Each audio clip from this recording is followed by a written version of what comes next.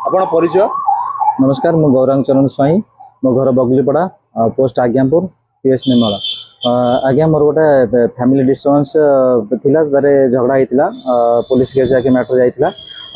human right ना कहीकि दी जन व्यक्ति मत 2 लाख टका फ्रॉड करके मत पैसा नहीं से रिफंड करना हैरान कर गाड़ी गुलज कर धमकी दौरान आम दबुन जहाँ करवा कथा कर तबे से जड़े जनकर परिचय हूँ भुवनेश्वर सुंदरपदा चंपती पेट्रोल पंप पाखे रोच तपन कुमार पाणी ना आउ जड़े हूँ व्यक्ति आम जगतसिंहपुर डिस्ट्रिक्ट आली पिंगल जेल रोड रे घर ना हूँ आम चंद्रकांत दास सी ये जो सुंदरपदार लोक जो नहीं पैसा से किसी कम कर पारानी सब पचरे पड़ी पड़ी से टाइम दे चला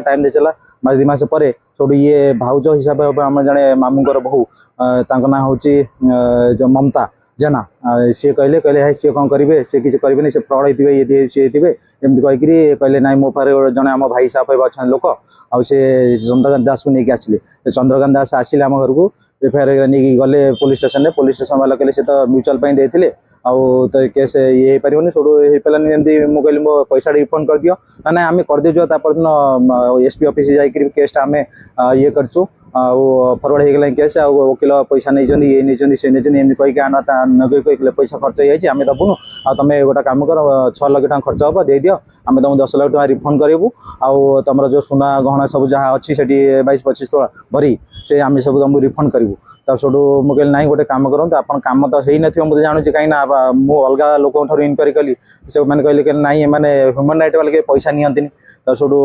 मुझे बारंबार बाध्य कर से तुम गोटे कम कर सब हो गला लोन फोन कर कि जमी बिक मत 5-6 लाख टका दे दियो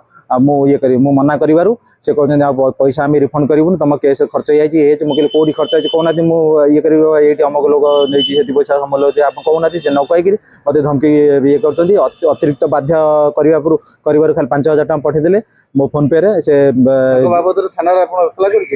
आज्ञा थाना 6-7 दिन हो गलानी किंतु थाना सार किसी करना